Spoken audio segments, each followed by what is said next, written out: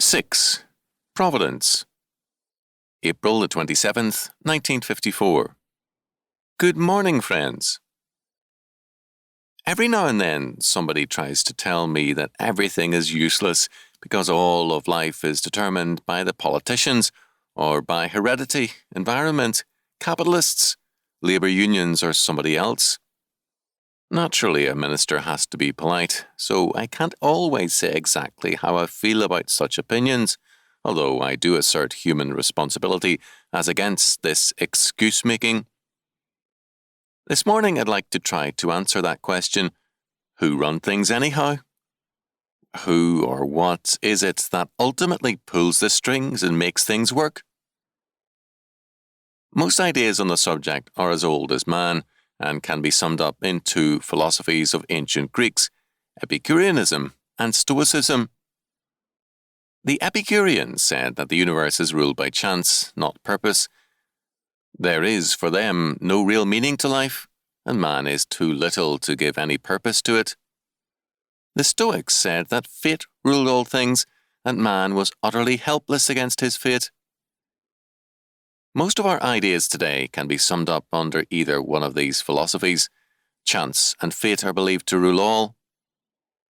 As against this is the Christian doctrine of providence.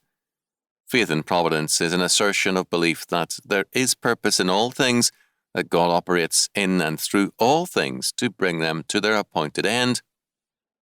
Providence involves the preservation of all things in terms of the divine plan, the concurrence or cooperation of God in every event, so that at no point is he ever absent or not in rule, and finally his governments in and through every event and thing.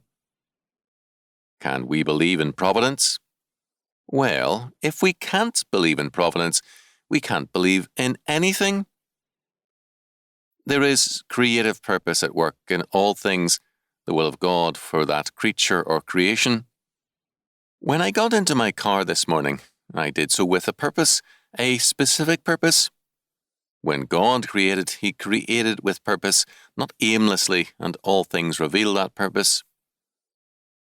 Now, let's turn our minds to something else for a few minutes.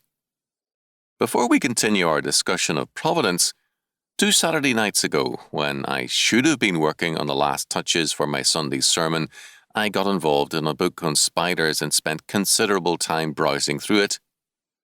This one item especially appealed to me. A census of spiders was made in a field of rough grass in Sussex, England, and it showed the amazing spider population of over 2.25 million to the acre. On this basis, it was estimated that the spider population of England and Wales is 2.1/5 billions, which, at the very least, eat annually an insect population whose weight is greater than the entire human population of England and Wales. If the spiders did not destroy these insects, men could not survive. This is interesting enough, but something further occurs to me, and I consider it to be even more of a tremendous fact. The insects these spiders eat each have their own appointed purpose, and they fulfill it only to be kept within the bounds and within usefulness by the spiders. In turn, the spiders are kept down by other creatures, birds for example. So, each does its appointed work, and has some natural check placed upon it to preserve the balance of nature. All of this speaks not of fate or chance, but of design, purpose, and providence, and that design and purpose reaches to the smallest details of creation. Scripture tells us that the very hairs of our head are all numbered. Our Lord declares that not a sparrow falls, but our Father in heaven knows it, and the Lord told Job of his delight in all his creation. There is a vast and magnificent purpose in all creation, and any notion of chance in the face of it seems utter stupidity.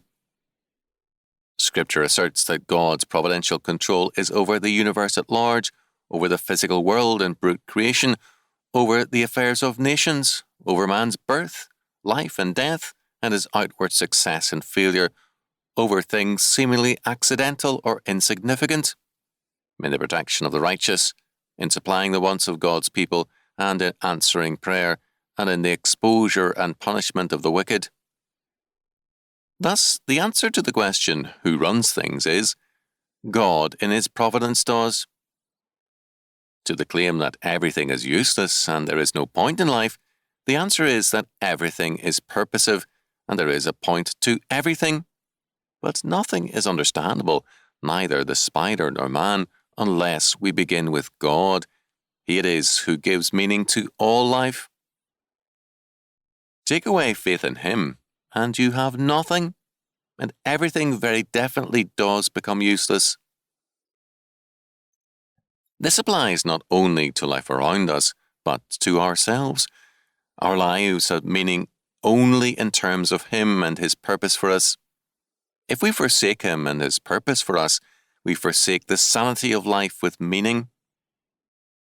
To believe in God is to believe in providence, and to believe in providence is to believe that our life has purpose and direction, even in spite of ourselves and our shortcomings, and that God works concurrently in us to that determined and glorious end.